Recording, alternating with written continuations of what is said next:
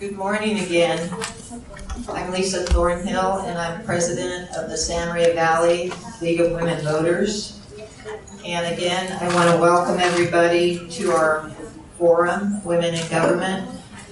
A little bit about my background. I woke up on the morning of my 18th birthday, and my mother was sitting on the end of my bed, and her question was, "What party do you want to register as?" That was my first introduction to voting. And it was over the years that I realized how much it meant to have the vote available to everybody. I'm wearing my grandmother's hat this morning in honor of her and the work that she did, and then my mother carried on work as well. She was a 50-year member of the League of Women Voters. So I got registered early. I remember meetings at her house by the League, and that was back in the day when most women were stay-home housekeepers. Either that or part-time work at places. But looking at it today, I'm not sure how many in this room would have the courage to step up and persist in wanting and obtaining something so important. Back in the early 1900s, there were women who were standing up for the right to vote against adversity from all entities, including families and friends. Women would leave their families to go out and discuss the vote with people and generate interest and support. They would do protests, including the risk of going to jail and being away from their families even longer. They went on hunger strikes, and some of them were force-fed. They would handcuff themselves to the fence at places in order to stay in an area to get support and the word across. They would persist in getting the vote through the states by going out and lobbying with the state governors to call special forums, special sessions, to get the vote through before the time expired. And then things would have had to go through the same process. When I look back at what women have done and the progress we've made, it really gives me an honor to be with this panel today and hear from women in government. We've done quite a bit of impact through the San Maria League. We provide forums and information to folks, and we're hoping that we can continue to persist as well. You know, when the 19th Amendment was passed, I was not aware of the impact it had. And so thinking we had the right to vote, in my mind growing up, meant we had the right to be an equal to everybody, gender, sex, age, etc. And so I was pretty shocked when I grew up in the San Maria Valley, and I went to school here locally. And when I was 9 years old, I wanted to play Little League Baseball. And my parents called to sign me up, and they were told that girls were not allowed to play Little League Baseball. And I didn't understand what that meant. And then when I was 13, I wanted to have a paper route and deliver papers. And I called, and I gave them some initial information of where I lived in town. And then when I got to my name and gender, they said, "We do not give paper routes to girls." And once again, I was baffled by that statement. When I went to high school here at Santa Maria High School, as girls, we had 4 sports. 2 of them were in the fall, 2 of them were in the spring. So you had to choose between one or the other. The boys had 9 sports spread out through the year, and they were able to do 3 or 4 sports in the year. And I'm very proud to say that with progress, when my daughters went to Santa Maria High School, they had the same number of sports available as the boys. So progress is everywhere for us. And some of the largest progress is to be a part of the Santa Maria Valley, part of Lompoc, part of the Solvang area, and see women step up and take a role that will continue to make progress and give all of us equal opportunity in our communities. I know that we're here today because of the progress we want to continue to see. The League is very happy to sponsor this forum with the Women's Commission. And I do want to let you know that we're giving away 100 pocket constitutions. Everybody here, please be sure and take one home. I don't know how many of you have read it, A, recently, or B, at all. And this will be an opportunity to have it available and for your viewing pleasure, and to see the differences that have come about through the years. So today, we're very honored to have these women take time out of their busy schedules and join us for our forum, Women in Government. We have Gloria Soto from the Santa Maria City Council. We have Liliana Cardenas from the Guadalupe City Council. We have Karen Waite from the Solvang City Council, and Janella Osborne, Lompoc Mayor. And then we're also honored to have Cathy Fisher also join us from the Agriculture Commission. So I'm going to have Ann come up, and we're going to start with, I believe, 4 questions that we sent out initially to the panel. So we'll start with those and then go into the questions that we have from the group. So Ann, if you'd like to come up. Good morning. I'm Ann Walsh, and I have had the pleasure of belonging to the League for years, and it is a great organization. We are so happy to be able to co-sponsor this today. And I certainly have learned a lot today. And since Lisa shared a little bit about her experience, I'll just share briefly my experience with agriculture in this community. We have a daughter who was raised here. My husband and I have not been involved in ag, but we certainly are supporters of it. Our daughter graduated from Cal Poly, then moved back to Kansas City. Ultimately, she became the first woman in the president in the 228-year history of the Platte County Farm Bureau in Missouri a couple of years ago, and we were very proud of her. So that just shows you the influence that agriculture has on at least one person growing up in this community, and we are eternally grateful for what the community has done for her.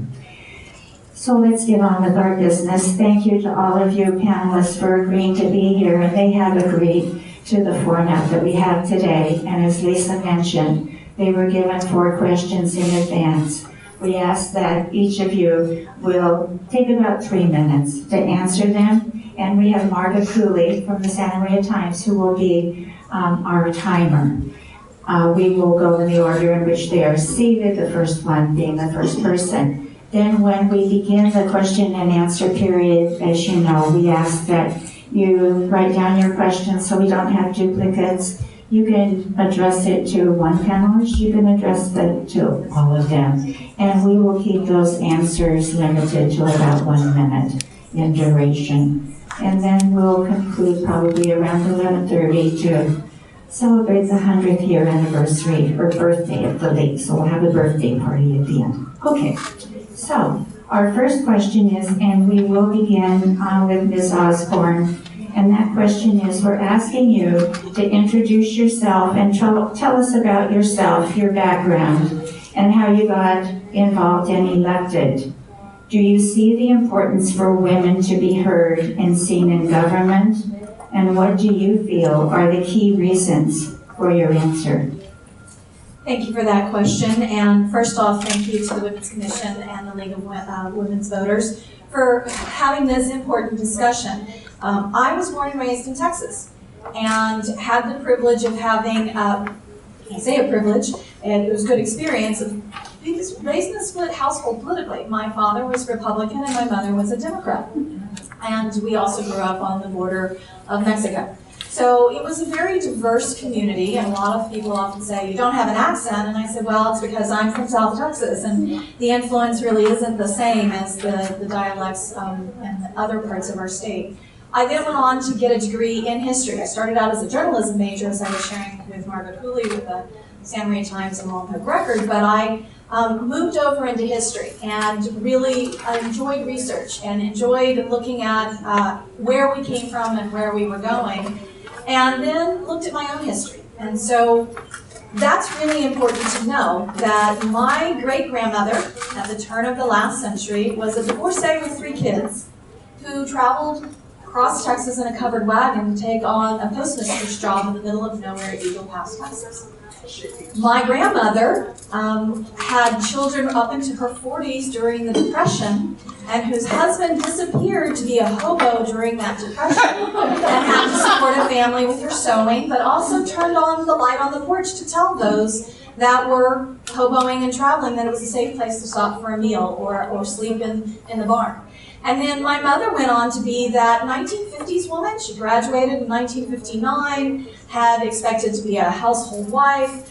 In the mid-70s, there was this thing called the gas crunch and a downturn in the economy, and my father's jobs were eliminated. And her husband looking at her and saying, and I witnessed this conversation, "You are smarter than me, and your income is just as important." And he marched down to the local university and registered her in school and became our after-school caretaker while she went to school and got her degree to become a teacher. Ended up making more money throughout their entire marriage because of that degree that my father supported. And my father's the one, retired military, who taught me how to stiff starch iron and to cook. He was a better cook. So all of this leads to better understanding the community I'm a transplant in. And when I got there, I can value Lompoc from that outsider's perspective of how special a community it is and how lucky I am to be a part of it.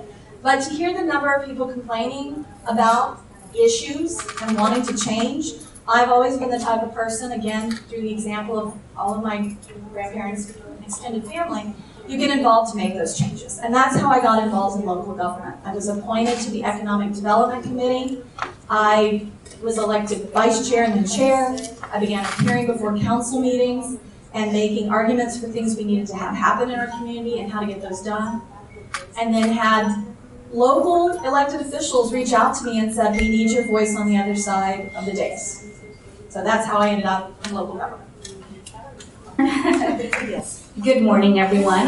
It is such an honor to be here with all of you. Thank you to the League of Women Voters for putting this on, and the Women's Commission as well. So who am I? That's what I got out of that question. So I am the daughter of immigrants, the daughter of farm-working immigrants, and I am a proud product of the city of Santa Maria.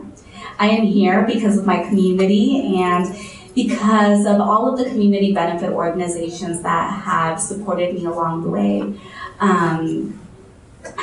The way that I got into politics, I never really believed that someone like me would be able to have a position, would be able to have a seat at this table, essentially, right?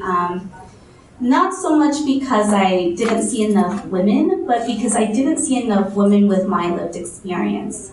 You see, not only, like I mentioned earlier, were my parents immigrants, were they farm workers, but my family has been impacted by the criminal justice system.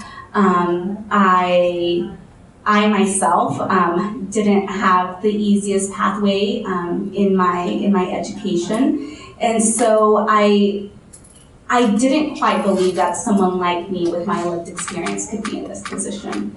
And so it wasn't until I started working with Planned Parenthood and started working in their public affairs department, my apologies, that I started to understand the importance of policy work and the importance of making sure that all voices are heard. And it was really that shift that experience that made that shift in me. But still, it was challenging. It was challenging for me to see myself in this position, and it took several people to ask whether or not I would be interested in running for a position until for me to finally say yes. On average, it takes a woman 7 times to be asked until she finally says yes to run for office. And so it was really when I was told that I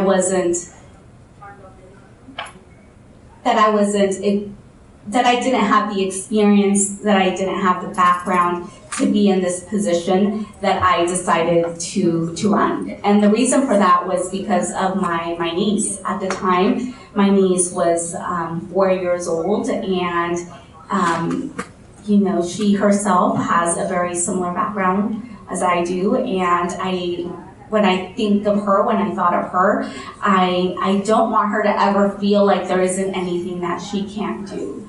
And the only way that we can ensure that we see more women in politics, more women on boards, on commissions, taking those executive position jobs, is by us paving the way and taking those first steps. Well, interesting enough, I didn't come from a farming family. My dad did grow up on a farm in Kansas, but I grew up in a typical tract home neighborhood in San Jose. I grew up in Santa Clara, and that is probably one of the most fertile land in the whole state of California. I saw it paved over. In fact, the house where my folks used to live, where I grew up in, was a cherry orchard. So that was my first experience where I saw there was no land planning, there was no ag preserve at all. And so Santa Clara County is like the poster child of what not to do with poor land use planning. But anyway, being 6 feet tall, I was very athletic, and I took advantage of that. And I knew when I was in high school, I wanted to be a biologist. I don't know where it came from.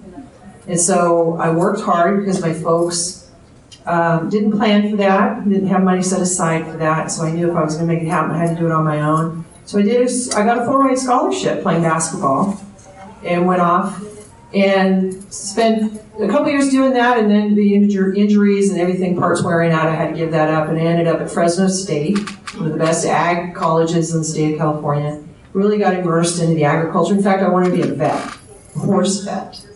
But then got married, went in a different direction, ended up back in Walnut Creek, Contra Costa County. And that's when the job opened up with the county's agricultural commissioner's office there.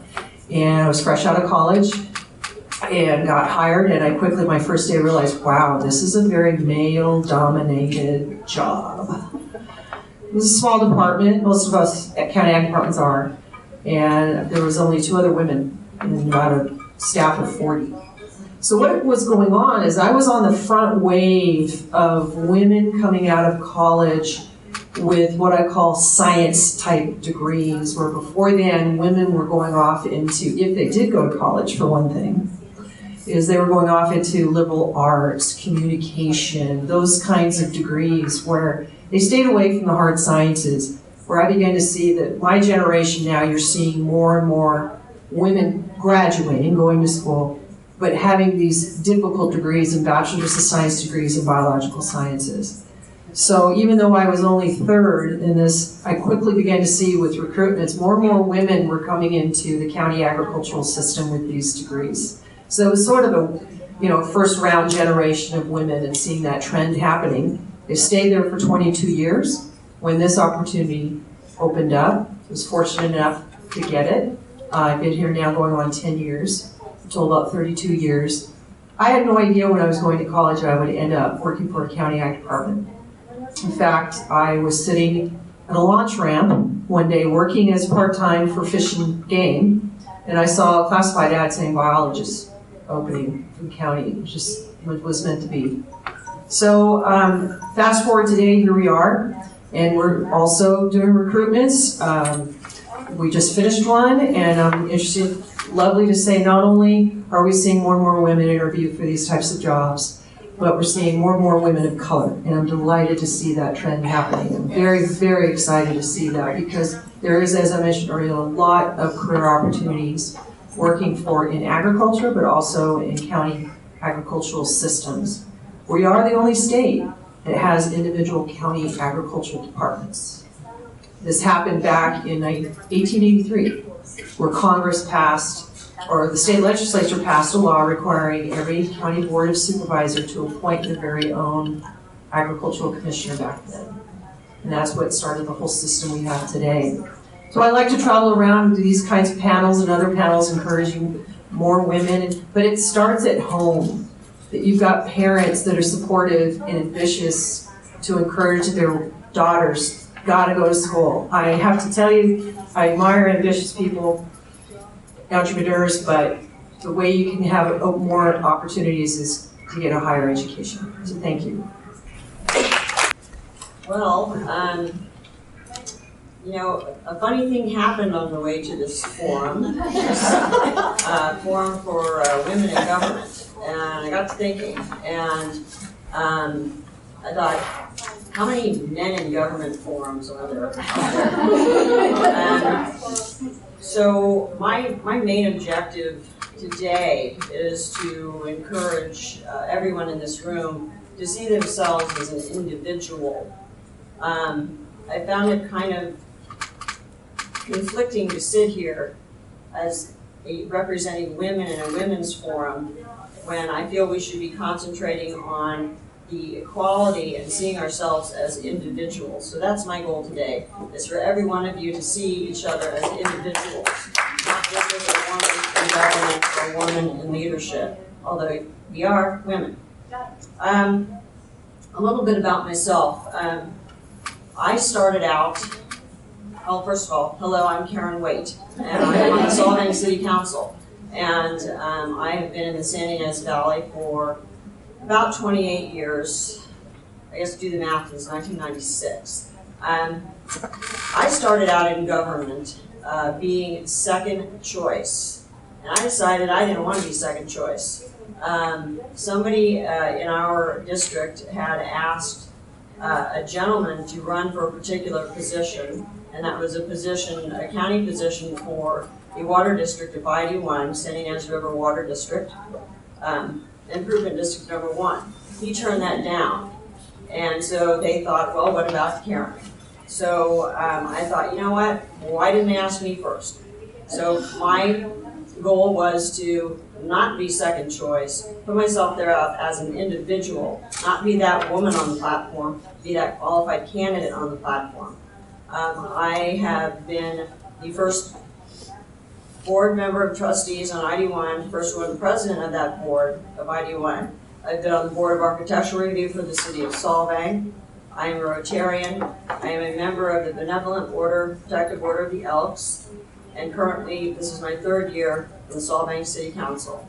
I encourage you all to consider thinking about yourselves as individuals, qualified candidates, and putting yourself out there. Anyone that's motivated and interested in their communities should be involved. Good morning, everybody. Sorry, I just am getting out of a cold, so if I start coughing, yeah. But my name is Liliana Cardenas. I am part of the City Council of Guadalupe. So I was born and raised in the Santa Maria Valley. My parents are both immigrated to this country from Mexico. And Guadalupe has a very dear place in my heart, not only because I was born there too, but because it's changed my life drastically. At the age of 10, my parents received the opportunity of a home in Guadalupe, and that's the reason why we moved from Santa Maria to Guadalupe. In that process, I attended the local schools there. I went to UCSB. After UCSB, I was eager to start my career, but I found it very important to come back to my community to give back. And not only to give back to those organizations that gave to me, but also give back to my family. So I came back and I was very eager to start working. The opportunity came up to help with a Lions Club. Lions Clubs, as many of you may know, they didn't allow women until the 80s. So it's actually very proud to say that we established a Guadalupe Lions Club. I was the first charter president for the first year and a half. And in this role, I saw the positive impact that I was having in my community. So I was just so eager to continue giving back to my community that I sought out a city council position. I knew I had the drive and the energy to give back and to be in this city council role. So that's how my path started with city council. And I do think it's very important to have women in government. It's important to see us in these roles so that other women can also see themselves in these positions. So that's a little bit about myself, and thank you for having me. Thank you. Now that gives you a background for the answers that we'll be hearing coming up from the following questions. Ms. Soto, we'll start with you and then we'll continue on down. You'll find most of these questions have been addressed a little bit in the opening statements, but this gives you more of an opportunity to go further in depth. Next question, what specific challenges did or do you face in your role, and how have you addressed those? Are there benefits to being a woman? Ms. Soto? Thank you. Specific challenges, when I first read this question last night when I was going over my notes, it was like this tsunami of just memories from just the campaign trail. The very first time I experienced explicit racism was on the campaign trail. I remember going up to a door, knocking, asking a voter for their support, and the first thing that they asked me was if I was illegal. And when I said no, I was born and raised here in Santa Maria, he kept pressing and asking, and finally said, no, you're just here supporting them illegals, and slammed the door in my face. And I was with a young person, a volunteer, and I remember trying really hard not to cry in front of my volunteer because I wanted them to not see that vulnerability. And as we finished that block and we were driving back to our headquarters, we were debriefing, and I said to them, this is why it's so important that we're here. It's not just about having women in these positions, but it's about making sure that we have people who are representative of their communities in these positions of power and leadership. And in the end, that was only more of a drive and a fire. It lit a fire in me to continue on this path. It was also the first time that I experienced explicit sexism. I remember when I went to an endorsement interview, I was told, you may get some votes because you're good looking. And having to sit in front of this individual and keep my composure, keep a straight face, and stay as professional as possible was incredibly challenging. But these are the barriers and the hurdles that so many women have to face.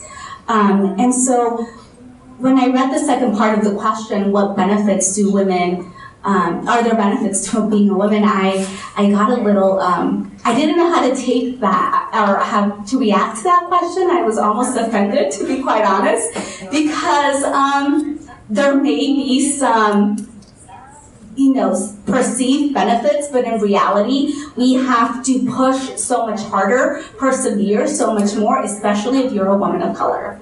And it's challenging, and now that I'm elected, I remember the first couple of months in office, the challenge was asking myself if I even deserved a seat in this table. Do I deserve to be here even though I worked so hard? Because I remember feeling whether it was not smart enough, not prepared enough, whatever it was, and having to figure out ways to cope with that, but then to also remind myself that I do deserve to be here, my voice is important, and I do have something to say. And in the end, my mere existence, my mere presence is enough, and being okay with that. Well, I'll add on to that. Went through the same things myself starting out my career, but later on in my career, I think one of the challenges that I think a lot of us have experienced is when we decide to have children. In that we're embedded in our career, we have lots of years of experience, and that it's to balance the needs of your family with the demands of your professional career, and finding that right balance is what was so challenging, especially when they're young. I was fortunate enough to have a very supportive commissioner, allowed me to take off 7 months, which is very, very important. Keep in mind, we're going back in early 90s now. A lot of things have changed by then. But to have a commissioner allow me to be off, be able to afford it, and then when I came back, it was to only be able to work part-time, which was a wonderful thing for him to do for me. And then at the same time, trying to find affordable daycare for your children. Very, very challenging time at that point, which I had about 10 years into my career. So that was one of the biggest, I think we all can relate to that, is when we do decide to have children, is balancing, raising young children. It's a little bit different later on, but still a lot of time, and finding that balance. As far as benefits of being a woman in the career that I've been now, I'm at the tail end of my career. Having gone through all of those challenges and ordeals, I'm here as a mentor for other fellow women commissioners. They know they can pick up the phone who are just starting out their commissioner career, and they're now experiencing the same things that I had gone through, and they're asking me, as far as a mentor, how did you deal with it? I'm frustrated. So the challenges still go on. They're still out there. And there's just a new generation of women are facing that. So that's the one thing, is being a benefit. Going through those life experiences on the job is helping newer, future women commissioners in leadership roles, help them navigate those difficult times. And then as well as in my own department, the women I mentioned earlier that are in leadership roles, is to be there for them, to help them, guide them, support them, coach them through very difficult times being in a management role. So.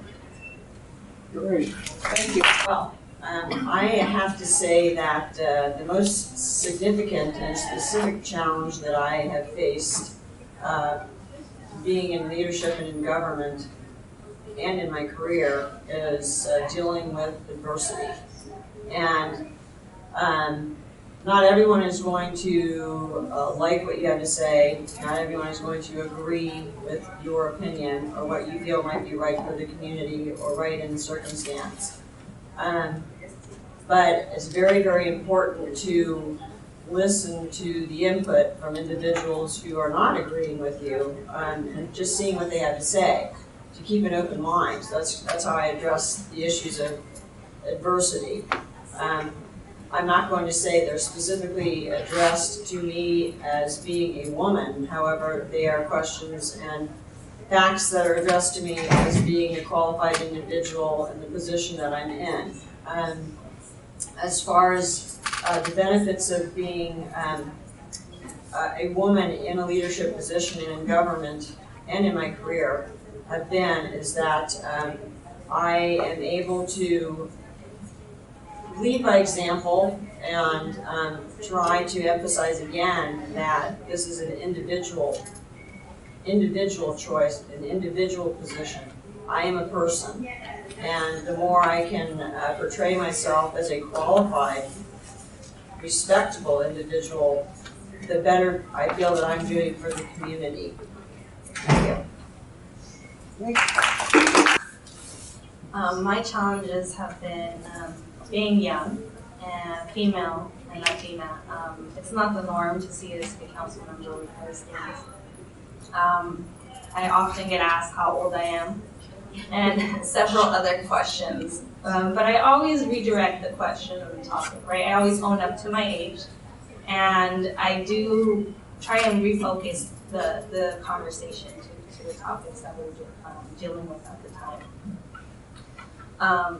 But at that same time, I feel that much more pressure to prove myself on the seat, right? So I always ensure to do my homework, to research, and to also roll up my sleeves out in my community. So you can see me at tree planting services or beautifying our projects, because I do feel that much more pressure to prove myself. But is there benefits to being a woman? There definitely is. We provide such a beautiful way of thinking, in critically analyzing situations, and we bring a voice that is the majority of our population, to the table, to the dais. And so when we make those decisions, we're also providing a voice to women that are being represented. So there's definitely benefits to that. And I agree that it is a challenge, but we can do it.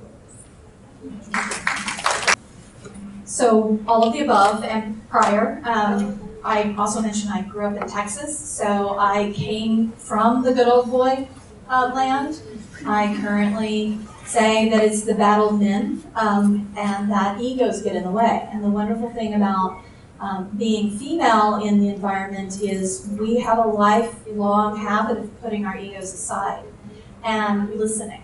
And that's a skill set we bring to any discussion is we're not there for ourselves. We're usually there on behalf of members of our community or the organizations we're representing or the individual if it's in our career.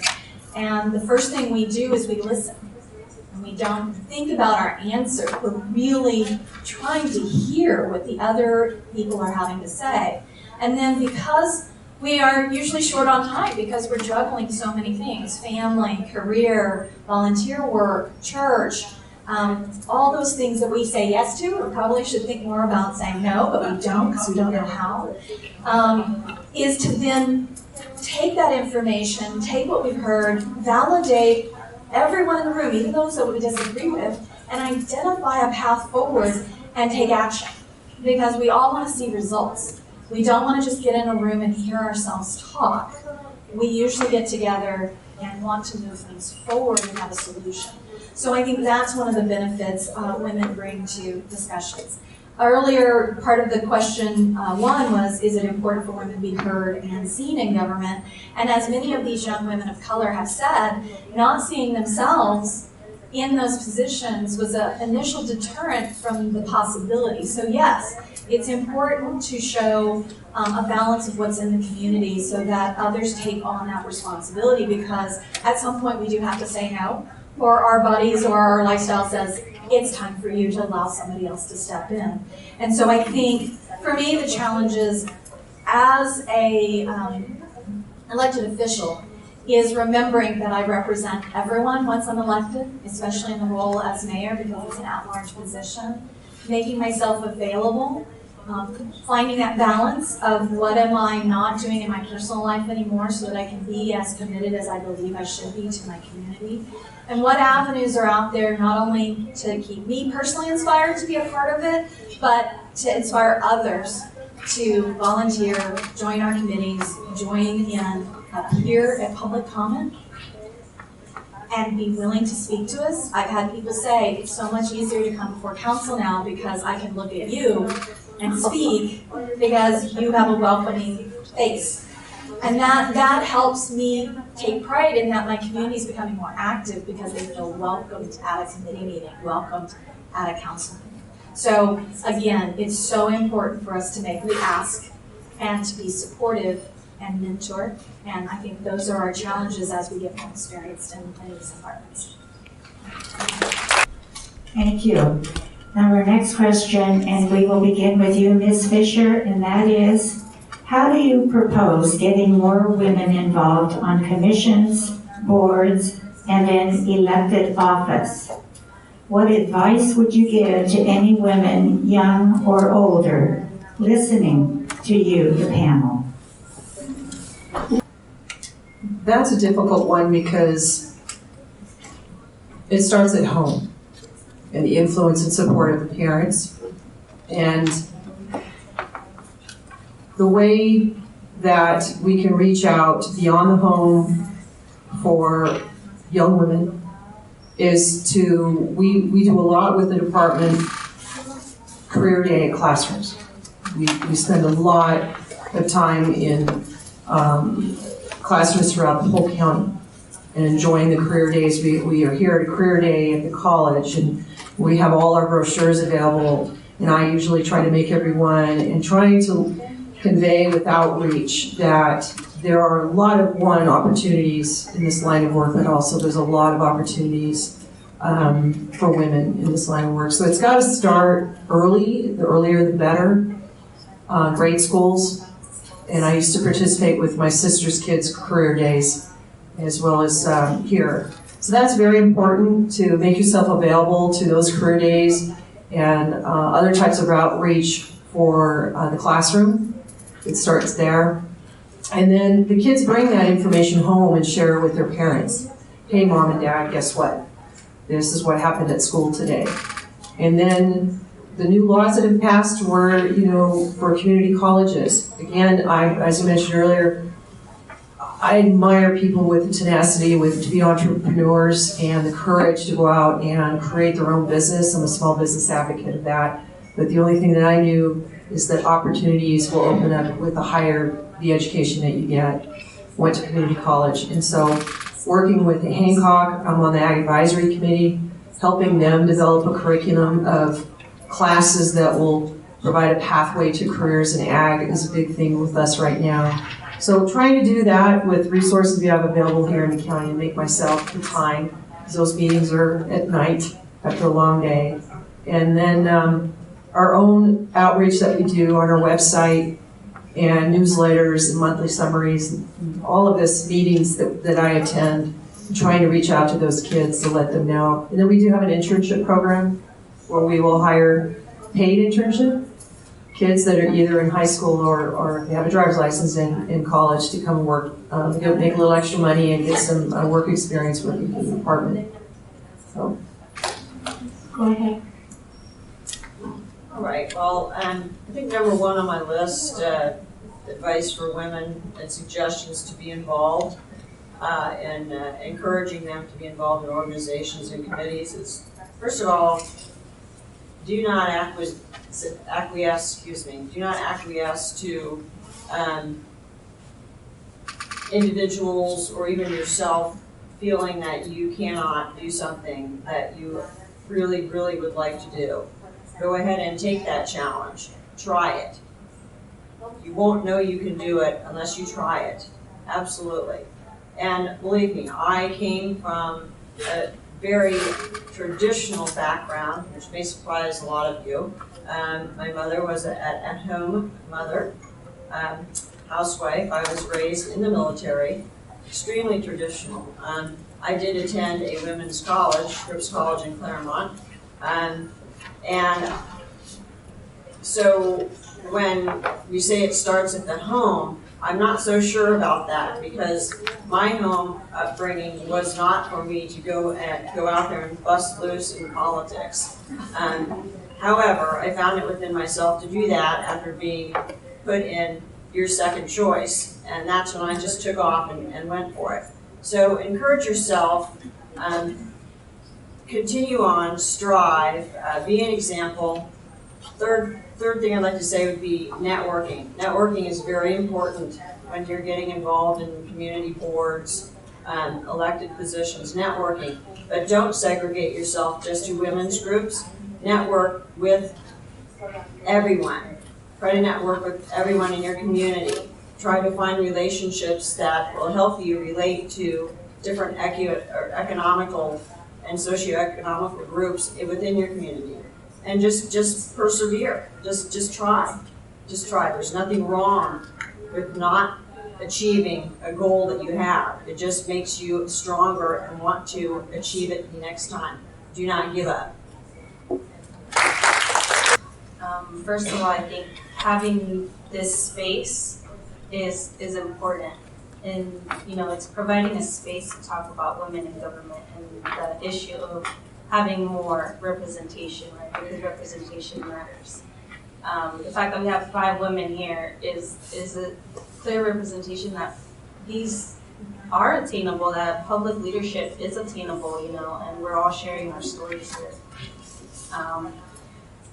While I was canvassing and I was having a difficult time, you know, I kept telling myself I'm scared, but you know, you do it, and you do it with fear. And so that's what I share with other women who are seeking these positions. Do it, and do it with fear.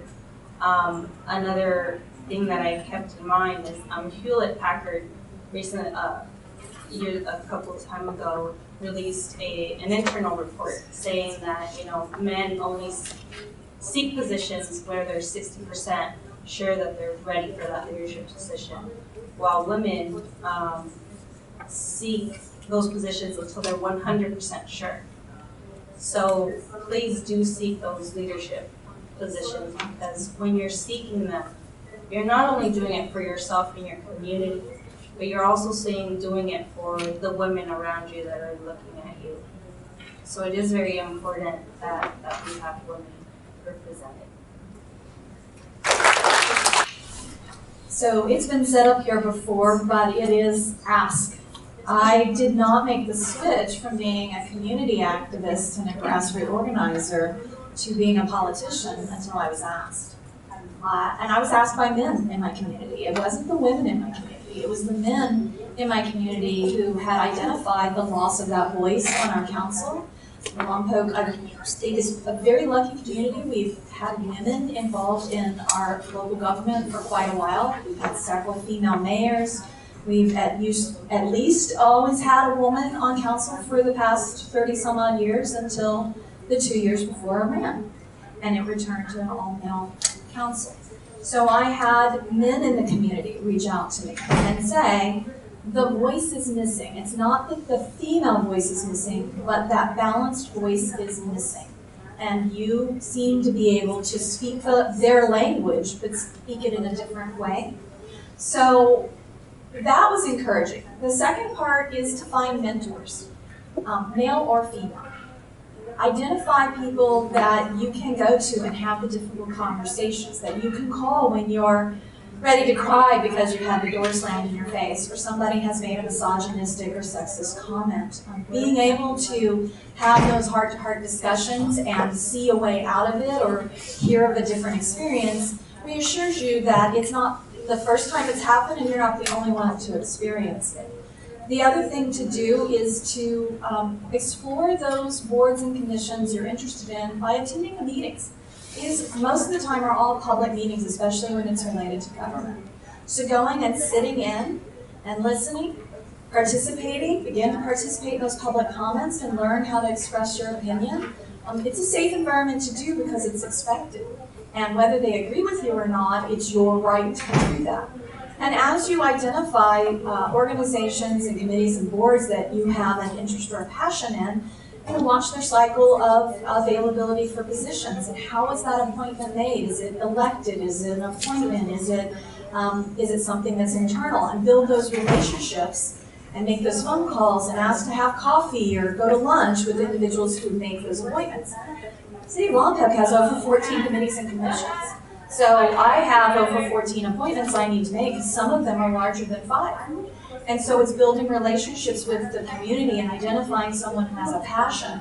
And I'm thrilled when it's a woman who comes forward. And if there's a space available, I seek out women to give them that opportunity. So it's about being a mentor and identifying. It's also about asking and supporting. And it's not just because they're a woman. That I don't want that to be out there, but literally qualified individuals that advocate for everyone. So I've appointed several men to several positions because they understand and are on the same wavelength as me and want to open the doors for everyone, and they advocate as equally, and that's what we need. We don't just need our own voices, but we need the men in our lives and the men in our community to advocate for it as well in order for that equity to actually occur, for that change to happen, because they need to be role models for our sons, for our men in our community to make that change and feel safe to make that change. So I say it's not quite fake it till you make it, but find those role models that you can channel.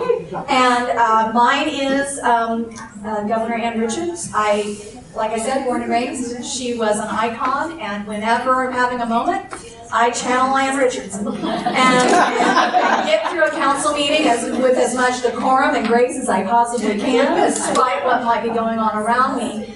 And having that touchstone, having that mental image or that personal courage, you have to dig deep, and you learn that you're a role model for others, and that can drive you on, but you have to start somewhere. So, there's tips and tricks, and like others have said up here, as Supervisor Lavanino said at the beginning, reach out to us. We want to have that conversation. We want to open the doors for you, male or female, about your interest in representing your community at any level, in any area that we can help influence that. So it's about opening doors. I see that as what local leadership is. It's opening doors for our citizens, for our residents, for our visitors, and making sure that it's a welcoming community and anybody can succeed. And that's my job, is to build that coalition towards everyone having that opportunity for success.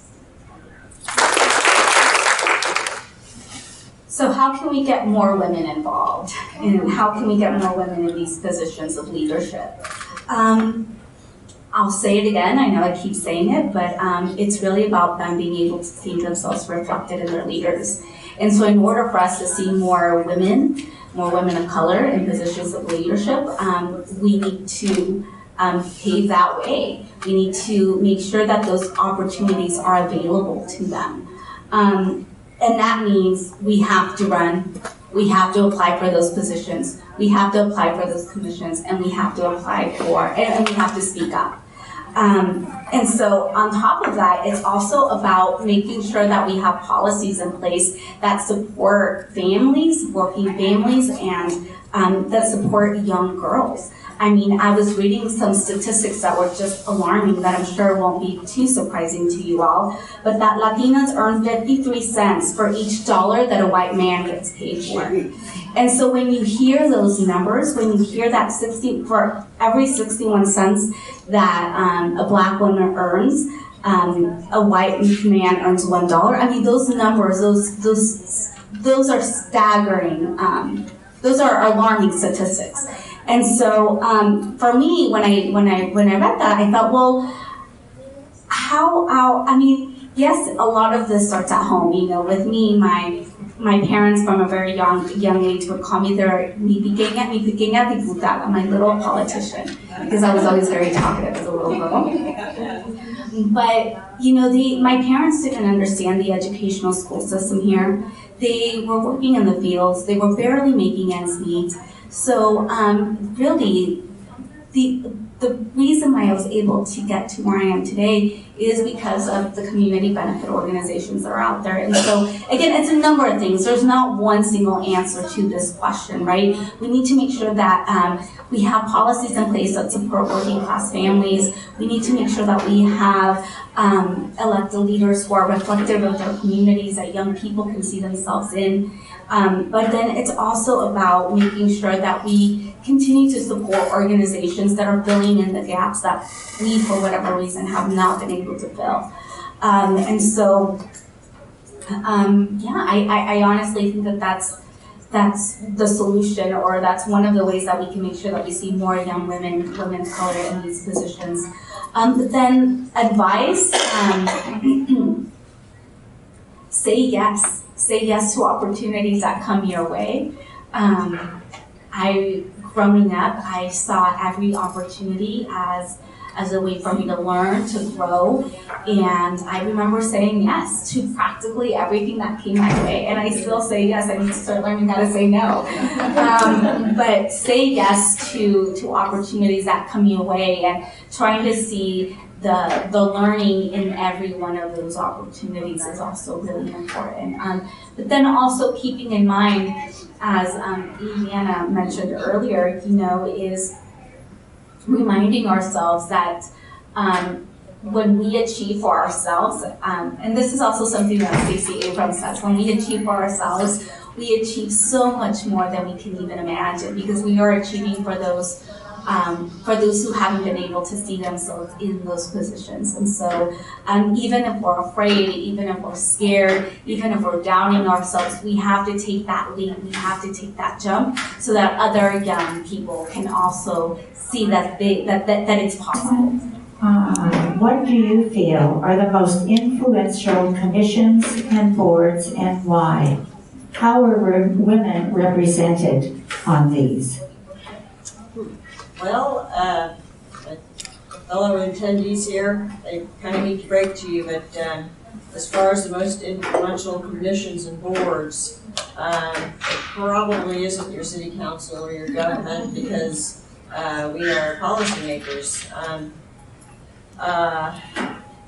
I'd go with the nonprofits, environmental commissions, arts, culture. They are the commissions and boards that help shape our policy and give us input as to what's best for our community, and those are the voices that we really need to listen to. Unfortunately, women are not equally represented on many of these commissions and boards and in government, because I feel that they are predominantly composed of retired members of communities that are financially independent.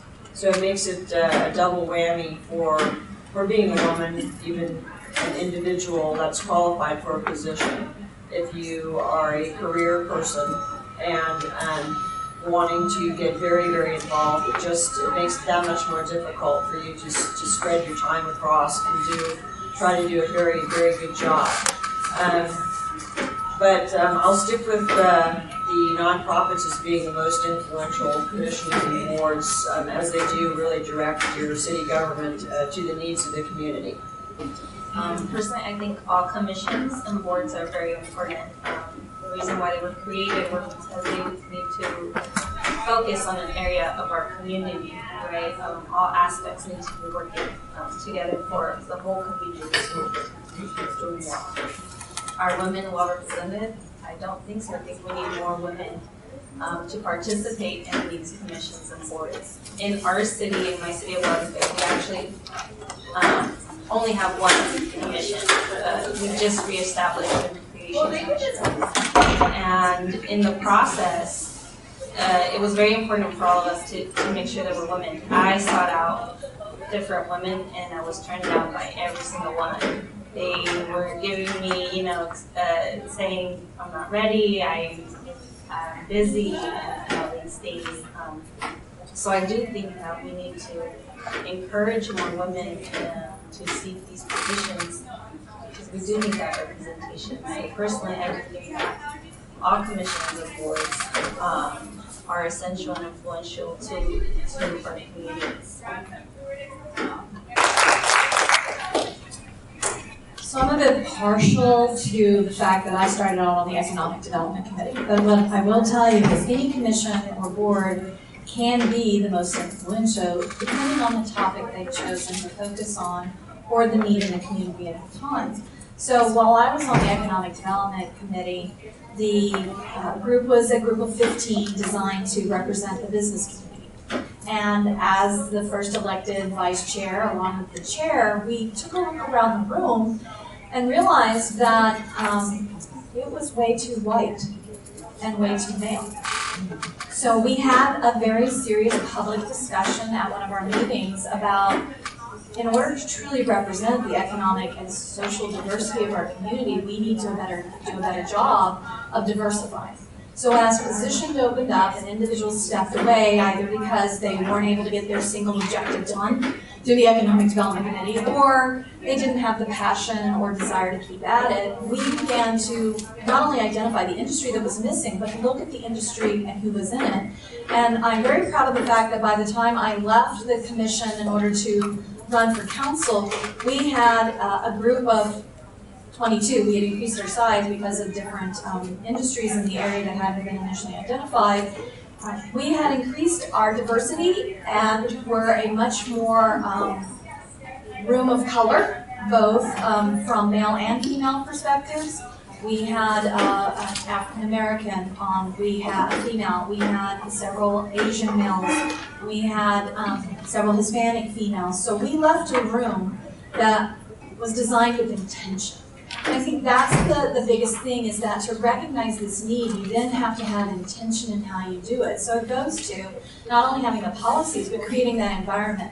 So if you're not having participation, do you look at what time the meeting is happening, the date it's happening, day of the week? Is it a commuter? We're a huge commuter population. So having meetings at 10:30 in the morning, you're most likely going to get retired, wealthy individuals who have that free time to come. You're not going to get the mom who's a stay-at-home parent. You're not going to get the commuter who's working in Santa Barbara or St. Louis for the day. So how do you make those adjustments? So most of our committees do meet in the evening. Some do meet still during the day because that membership has consistently sort of stayed. Like our library commission meets at 10:30, and it is a great deal of retirees, but they're very conscious of the community as a whole. So they still work to represent all of the committees, all of the community. So it's not about which one, it's about where your passion lies, and then once you're on it, committing the time. Some of our committees and commissions, it's the 5 commissioners, and that's all who shows up. Some of them, it's 3 commissioners who consistently show up. So paying attention to your appointees, paying attention from the community as to who's showing up and reaching out to me and saying, your appointee isn't showing up at their meetings if you haven't noticed. They're not advocating for us, or their message is different from yours. Are you sure you're aware of what your appointees' thoughts are on this? So, it's a responsibility on us once we make those appointments to keep those lines of communication open, meet regularly with them, understand where they differ from us, and be comfortable with that, and have the knowledge that they will speak to their personal opinion or viewpoint, but also be willing to advocate that, from a council perspective, this is my council member's desire, and be able to advocate for that, or be willing to listen and meet with community members. So for me, it's identify your passion, really engage if you're going to participate in it, and advocate so that it is an influential commission, because they all have a need, they all have the potential to be very influential and can really change what a council does based on that additional level. And then it also potentially cultivates new council members. Economic Development Committee opened the door to me, and here I am sitting as the mayor for the city, which is something I never thought about the day I put in my application and asked then City Council Martner to consider my appointment. My entire professional career has been with Planned Parenthood, an all-female-led organization. And so I'm sure you can assume, or you can imagine the culture shock when I came into politics. Oftentimes, I would come into, whether there were briefings, meetings, as the only woman in the room. And I remember at first being really confused by it and not understanding, what is going on? And trying to figure out, how can I make my voice be more heard?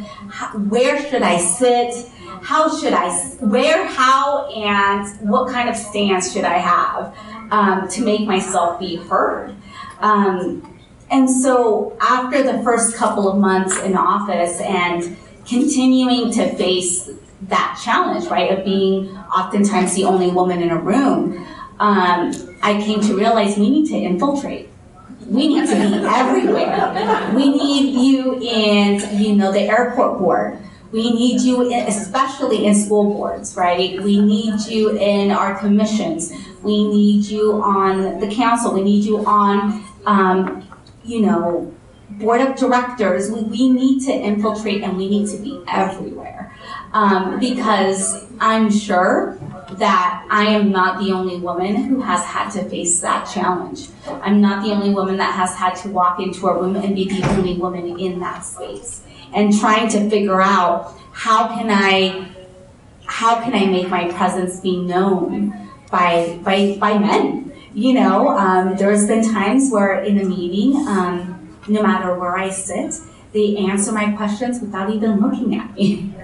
And so having to figure out what I can do to, again, take up that space, to make myself be seen and be heard, is how I've come to realize that we absolutely need to infiltrate and we need to be everywhere. And it is our job to make sure that we are creating those opportunities, those pathways for all women of color, so that I'm not left in those meetings alone.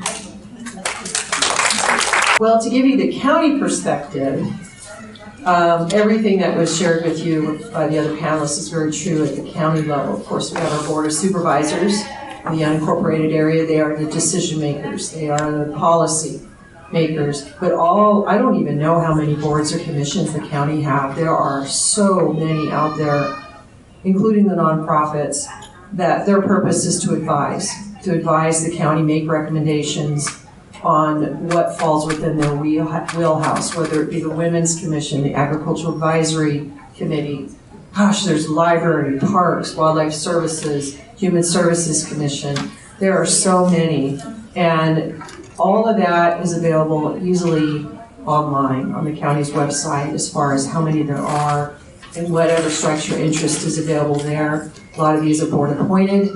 But to go in, and the doors are always open by the board offices to go in if you have an interest to serve on any of them, is to go in and meet with your representative and let them know that I'd be interested in serving on this particular board or commission, because they are all very, very important, because they are the ones that the board, not only the general public, but the board listens to these different boards and commissions because that's their purpose, to advise the board on many of the issues and many of the land use policies and all the things that are going on in the county right now. So. Okay, let's begin with our first question from the audience. What are your future plans in government, or what are your future goals in government?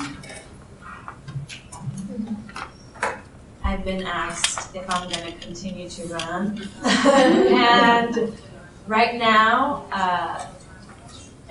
I'm saying, let me do it. I've only done 1 year. And so it's been a uphill learning curve, but I'm very excited to complete my term, and from then we'll actually see what I will do with the work. So I'm taking a pause and figuring out still. I'm often asked the same question, and there is an election coming up in November. The mayor in Lompoc's every 2 years, so I do plan to run again, and as long as my community wants me representing them, I'm happy to do that. I love Lompoc. It is a very special community, and I think it's really important that it have representation and a voice that sees that about it and advocates for it, not just at home, but at the county, the state, and the federal level. So I continue to make those kinds of commitments and identify where I can. As there's a saying with us women who have been very active for a long time, if you're not at the table, you're on the menu, and I feel the same way about Lompoc. If we're not at the table, we're on the menu, and I refuse to be on the menu at all. I'd much rather dictate to the waiter in very specific ways as to how my meal shall be served and what I would like, and I'm here to do that for my community because Lompoc is a very unique environment, and I want everyone to have that opportunity to succeed, and I see that as my personal goal is to open those doors.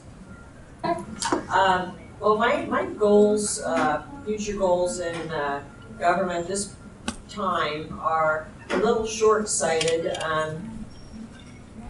I'd like to continue to be a power force on my council. At this point, I am the only female on my council, and I'd like my voice to be heard, which I will continue to voice my opinion in face of adversity, and be able to accomplish and even start a few items that were on my original election platform, and basically to uphold what I had promised the citizens and residents of the Solvang city and in the San Ynez Valley that I would do when they elected me to represent them. I'm on the same boat as Liliana. I don't know. I know that right now I am really focused on completing my 4 years. I have one down, so 3 to go. And accomplishing what I promised: affordable housing, living wage jobs, and supporting our youth. And I think that we still have a long ways to go. So we've accomplished a lot of great things my first year, things that I didn't believe we would have been able to do, given that I was on the minority. I was the minority on the council. So I'm just really eager to see what the next 3 years have in store for me and the city of Santa Maria. Well, I'm in a different position than the other panelists, being where I am in my career, so probably within a couple of years I'll be retiring and say goodbye. However, until then, I'll be focused on helping the county deal with a lot of the issues that, such as cannabis and hemp that we were talking about earlier. We have a lot to still figure out with that, do everything that I can, and then succession planning within the department. We still have a few things on the to-do list that we have yet to accomplish that we're still working on, and hopefully we'll have some internal staff that are ready to go to take over the commissioner position. So that's what I'm looking at, a little bit different than the others. Alrighty, the next question, and we will begin with Ms. Osborne for this if you care to answer it. It has to do with socioeconomic status. And the question is, some positions in local government are unpaid positions, which I think we've addressed a little bit. How can we promote women in government when their socioeconomic status does not allow them to give up their jobs? This is an excellent question, and just so you know, the city council positions in Lompoc pay $600 a month, and the mayor is $800 a month. And in order to do the job that I'm committed to doing, I am very rarely taking any clients from my own business that I started back in 2015, and we're contributing quite healthily to our joint income in my household. I have to say I'm one of those who has a very, very supportive husband, who has a wonderful career down in Goleta in the scientific industry. And when I started on this path, we had a very long discussion about what that would do to our personal bank account and how it would impact our ability to do things and actually contribute, even to some of the nonprofits and things that we often just make a donation to, not even the time or a commitment. And he was very supportive because he saw it as an opportunity for not only myself, but for the community to be a part of potential change. So I have to thank him for that. So it's very important to have supportive family when you're involved in this. For those that are of a younger generation, I've had many people come up and want to discuss, and part of the problem is that pay. So we need to be, as a community, aware that the pay is that low, not want to make it a career position, but at least validate their time and bring that pay up to a level that at least compensates for the time they're away from their families or their career, so that we have a diversity on councils. Our commissions are unpaid, so it's volunteer, but I would love at some point to be a healthy enough economy that they get some stipend for spending time away from family, paying for babysitters, all of those things that they do when they commit to it. So absolutely, it's an issue, and we need to start addressing that. It's not just an honor to serve, but it is a financial impact. And until we address that, we're not going to see a change, a big change on our committees, commissions, and councils or board of supervisors. I agree 100% with her response, with Mayor's response. Unfortunately, unless one has a flexible job, unless they're retired, unless they're wealthy, it makes it really challenging for it makes it challenging to serve in this capacity as a council member for the city of Santa Maria. It's incredibly time consuming. I am probably working with my full-time job and my duties as a councilwoman. I'm probably spending a good 70 to 80 hours a week just burning on both ends, and it's a challenge. It's a challenge. I'm really blessed and fortunate to have a very supportive, supervisor and boss, and I know that not a lot of people would have the same flexibilities that I have, and so I believe that I would like to see the city of Santa Maria in the future, get to a place where they are able to compensate their council members much more than what they do now, so that we can see more representation from our community in this position. Well, there's no question when you work in a government public job, very, very different than private industry. It has its benefits, but it also has its challenges. I tell my staff, we're not going to get rich doing this work. You have to have a certain interest that you get. The reward is you're able there to help and to serve and provide services to the community. And that takes a special person, and so we're always looking for that special person that understands that when we go through recruitment.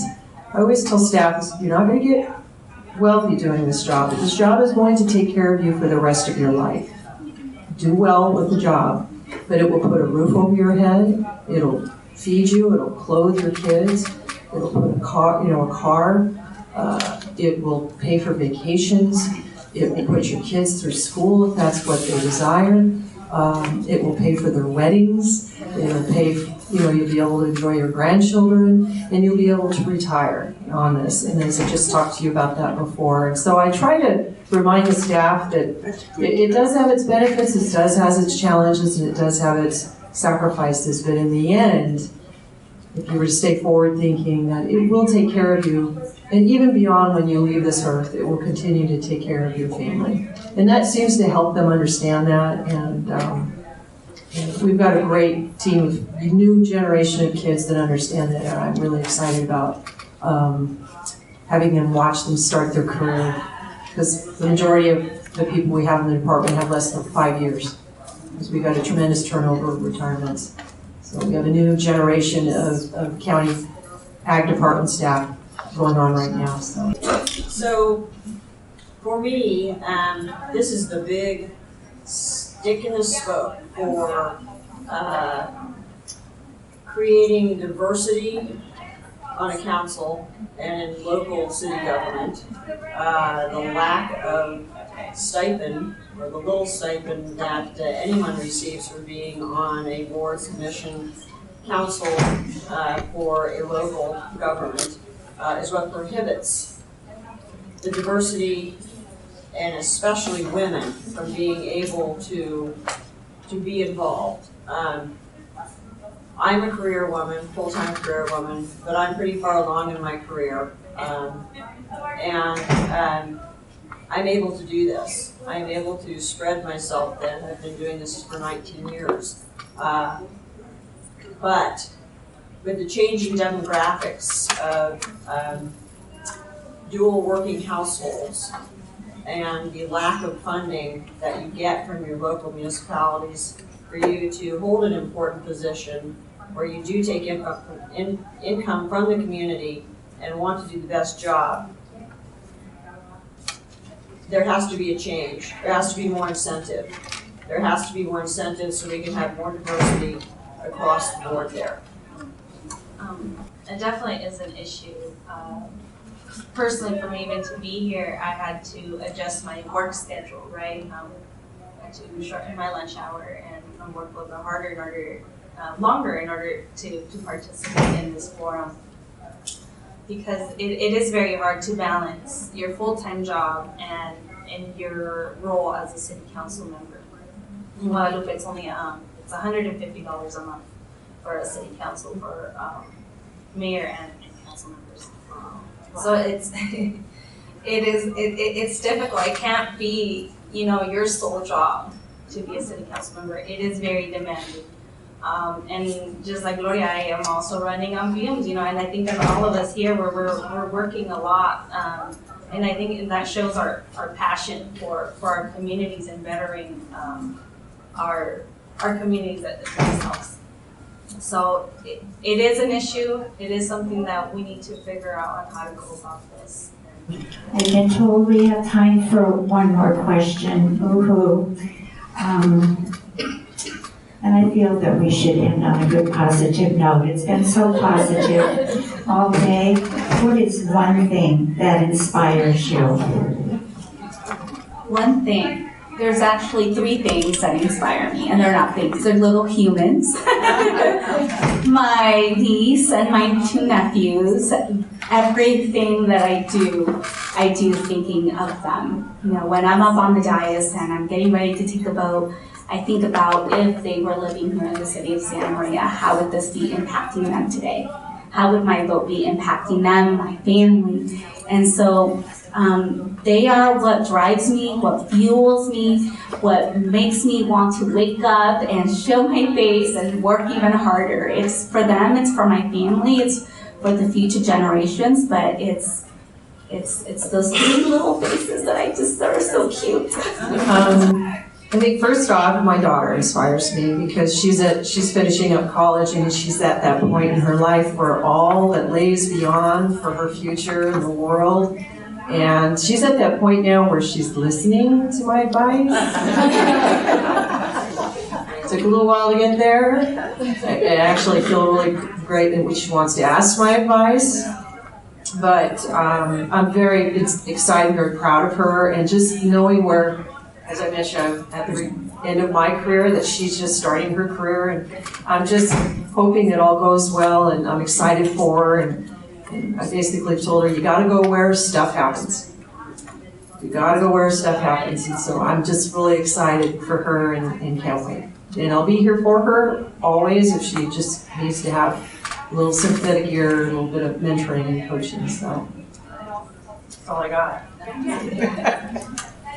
Well, I'll tell you what inspired me today was being invited to sit here in front of all of you and be able to give you an insight into my experience and how I see myself as an individual. It's inspiring to know that my individuality counted, and I was asked to attend this Women in Governance Forum. So I just work towards being a good influence and try to be a role model and try to show strength and integrity on my council and be accountable for my actions and persevere. My inspiration is my community. Just seeing the positive impact that happens with decisions and just little things that for me is fulfilling, like being able to plant a tree in my city is just, it gives me so much more inspiration and motivation to continue doing the work that I'm doing, even though it is tiring, even though it is hard work. But that just positivity is what makes me be so inspired and motivated.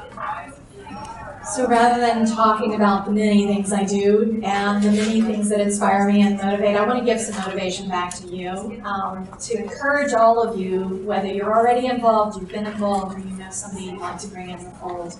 And to Liliana's comment earlier, I have a pair of boots that I pull out. I bought right before my first campaign. They were signed. I walked into a shoe store. They were on the sale rack, and they spoke to me. They're a pair of black cowboy boots, and on the back is stitched, "Don't walk in fear." So any day that I fear what's going on, I have anticipation or doubt about myself, I get out of bed and I shove those boots onto my feet and I walk out the door. So that at least I walk the talk and have everyone stop and ask, and I find every pant I can to tuck in so you can see the back of that boot. And you stop and ask, what does it say? Because it's not easy to read, especially at the pace I walk. But use each other to be motivated. Use each other to be inspired. Look to your community. Pick one thing and go after it. And you'll find you'll start to say yes way more often and get involved in over your head, and you'll make mistakes and you'll learn things and you'll put your smile on and you'll go right back out the door. And that's one of the things I think is amazing about being a woman is we take adversity and we figure out what to do with it and how to change and drive change. And that's really what we need to get out and share with the world and be an example for everyone is you can be a part of that change, and you just have to be willing to put yourself out there and take that risk. So thank you all. Thank you to the league. Thank you to the Women's Commission. It's been a great day, and now you've inspired me to go out and do more. I was inspired. How many of you were inspired today? Yay. Thank you to all of you panelists for coming and sharing your experiences and inspiring us to go out there and continue getting involved and get those younger generations involved too. Thank you to all of you for being here. Without you, we wouldn't have had a forum. So give yourselves a round of applause. And let's see. I would also, on behalf of the league, like to thank Tracy Beard and Yvette Peralta and Allison Wales of the Santa Barbara County Women's Commission for making this happen here in Santa Maria. You know, we're part of the county, right? And then thank you to Margaret Cooley and the Santa Maria Times for your support and coverage. It's been awesome. We just really appreciate it. Thank you. We would like to thank our interpreter for being available. Thank you so much for helping us spread the word. Also, would just like to thank Lisa and Virginia Souza and Karen Myers for all of your help in organizing this and making this such a great time. And I see two people behind me that want to talk, but after they talk, be sure and continue the birthday celebration in the back with more cake and coffee. So thanks again. I feel very honored. I just received a call from Salud Carvalho's office while I was here. The ERA will be voted on tomorrow, so remember that tomorrow. That you pray about tonight, that we want that vote. 3 things when you leave today. Touch 10 other women, young girls. Get them to make sure they're registered to vote. Make sure everyone is registered that you know, no matter what party you are. See David back, that the census does count, and I thank David Desmond for coming here today and always supporting. And if you invite him to everything you come, we need to get out there for the census. And I like to say, no matter what, Gloria Steinem has always been my thing. We don't pass on the torch. We light 10 more torches. We light everyone's torch when we leave this room today. You'll see that there's many suffrage things throughout the county we have. We have Black History Month this month. There's a few flyers over there on the 7th. I ask you, please go to everything. We need diversity within this community. We need to have diversity. We have a silent women's march, March 1st. We ask you wear white. There will be no signs in Santa Barbara. We will just march in silence for women for the first day of Women's History Month. We have the Women Winemakers Dinner.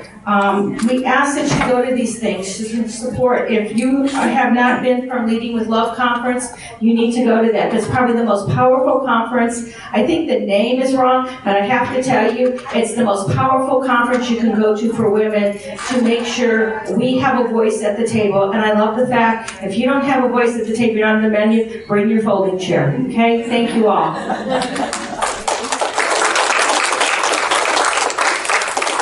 Again, thank you for everybody coming. 100 years for the vote and continue. 100 years for the league, and happy birthday. Get out there and vote.